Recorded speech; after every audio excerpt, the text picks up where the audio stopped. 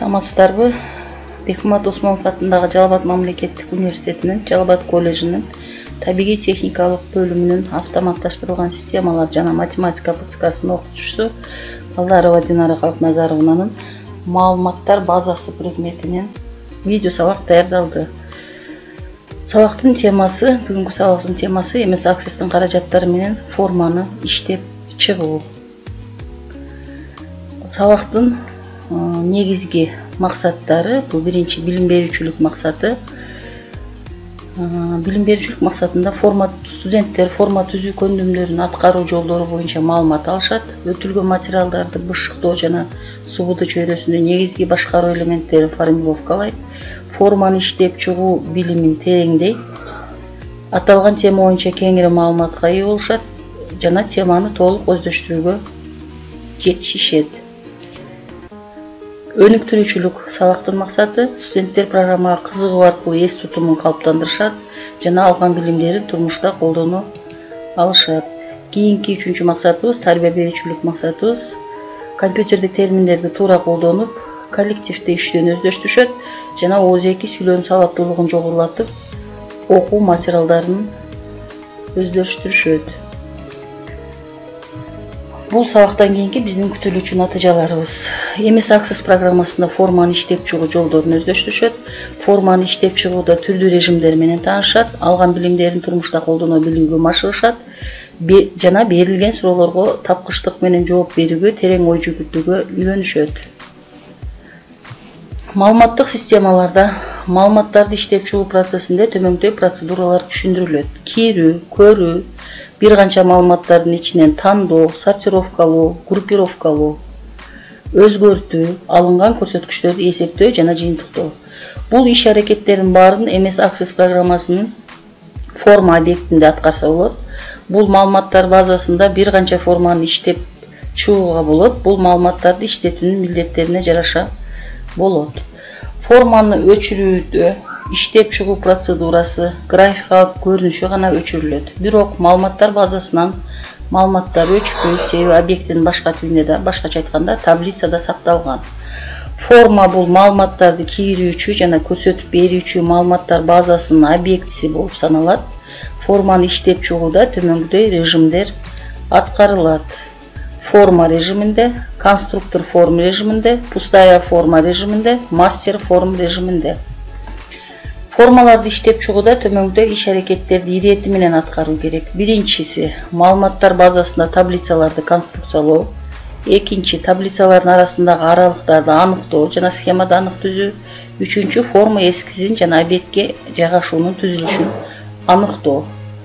Формаларды иштеп чыгуу боюнча толук маалымат алуу үчүн MS Access программасында форма түзүүнүн жолдорун мисал катары карап чыгабыз.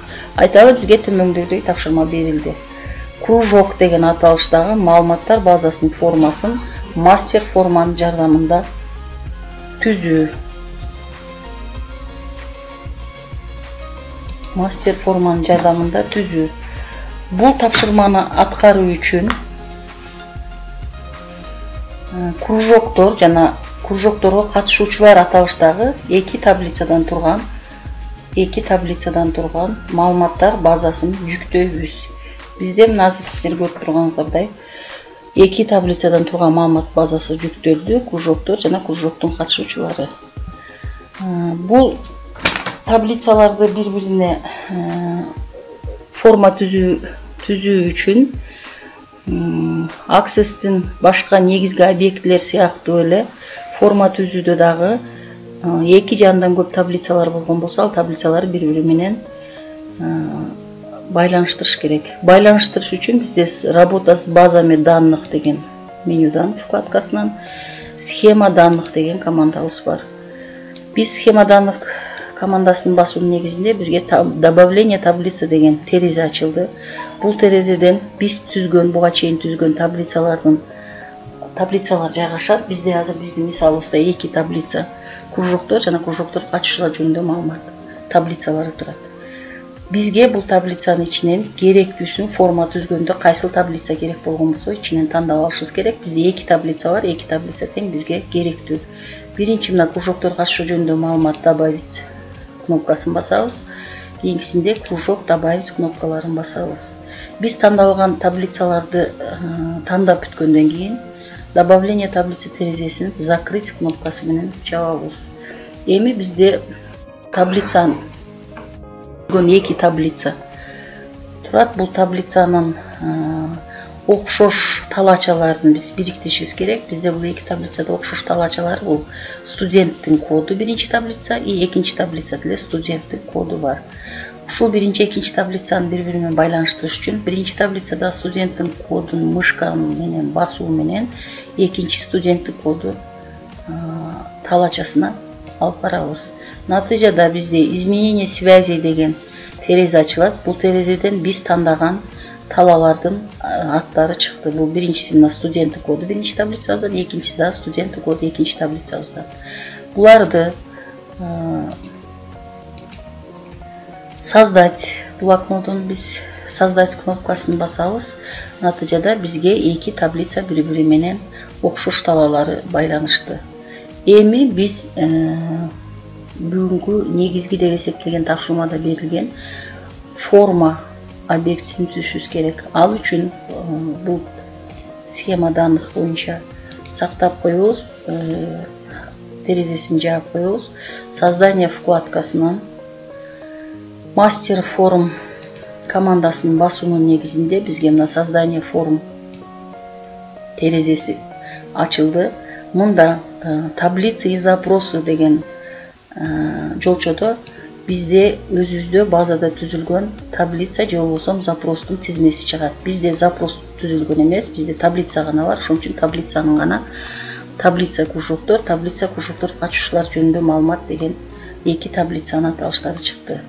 Биз бул кружокторго катышуу жөнүндө маалымат таблицасын баса турган болсок, на доступные поля деген жерге ошол таблицанын ичиндеги берилгендердин баары чыгат.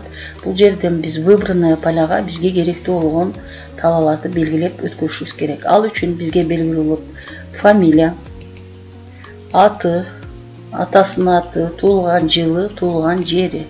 Кийинки таблицадан биз кружоктор деген таблицадан кружоктордун аталышы кандай, ал катышкан кружоктор и ошол кружоктордун жетекчилери кимдер экенин өткөрүп коебуз. Мындан кийин далее кнопкасынын басуунун негизинде бизде берилиштин түрү кандай көрүнөт, көрүнүшү ошол боюнча маалымат турат бул окнодо. Далее кнопкасын басуу менен биз кандай сырткы көрүнүшү кандай болот, ленточный, табличный, ушул жерден тандайбыз табличныйды. Далее кнопкасын басуу менен формага ат беребиз. Формага кружокторго катышуучулар жөнүндө маалымат деп калса да болот, же болбосо бул жерге биз башка ат койсок дагы болот. Биздин мисал боюнча биз азыр аткарыбыз боюнча кружокторго катышуулардын жөнүндө маалымат боюнча калат, жазбай эле коебуз. И бизге ушул форманы аткарып бүткөндөн кийин көрүү үчүн жана киргизүү үчүн көрсөтүлсүн деген активный боюнча калтырып готово кнопкасын басабыз. Натыйжада бизге мындай көрүнүштөгү форманы түздүк. Эми бул формада мына студенттин фамилиясы, кружокко катышкан аты, атасынын аты, туулган жылы, туулган жери биз тандаган и ошол кружокту кимдер жетектейт. Кружоктун аталышы кандай, кружок ким жетектейт боюнча чыкты. Бул формадан бизге керектүү болгон же кийинки кружоктун катышуучуларыны ар бирини төмөн жагындагы следующая запись кнопканын негизинде ар бирин көрүп алсак болот. Же болбосо бизге керектүү болгон кружоктун катышуусу керек болсо, мисалы Асанов деген бар бекен карай турган болсом, мына мен Асанов деп жазганда бул Асанов эмес, Асанович Тураев, Дастан Асанович деген кружокко катышуучу жөнүндө маалымат чыкты. Дагы башка фамилияларды жазып көрсөк, мисалы Аканов деп жаза турган болсок, демек Аканов Акылбек Канбекович деген кружок катышуусу чыкты. Бул кружоктун аталышы кайсы кружокторго катышат, компьютердик тармактар, программалоо тилдери и компьютердик графикадан жана ошондой эле ар бир кружоктун аталышындагы кимдер жетектейт жалпы окутуучунун дагы Сатимбаева, Асылбек Улуксант, Боронова деп окутуучулардын да чыкты. Бул терезеден көрүнүп тургандай, жогоруда айтылган форманын эрежесинде маалыматтарды кирүүчү жана көрсөтүп берүүчү маалыматтар базасынын объектиси болуп саналат. Форманын бул көрүнүшүндө эки таблицадагы маалыматтарды топтоштуруп бир формага келтирдик. Жана айтып өткөндөй эле форманын төмөн жанындагы прокрутканын негизинде кийинки маалыматтарды алып тактап көрсөк болот. Жана азыр көрсөткөндөй эле бизге керектүү болгон маалыматты поиск деген строкага фамилиясын жазып, бизге керектүү болгон маалыматты таап алсак болот. Суроолорду берейин, өз алдынча талдап койгула. Бүгүнкү сабакта жаңы түшүнүктөргө ээ болдуңарбы жана алар кандай түшүнүктөр? Келечектеги кесибиңер үчүн бүгүнкү өтүлгөн тема маанилүүбү? Үйгө тапшырма. Биздин адистикке тиешелүү болгон китепканабызда бар адабияттардын маалыматтар базасын түзүү.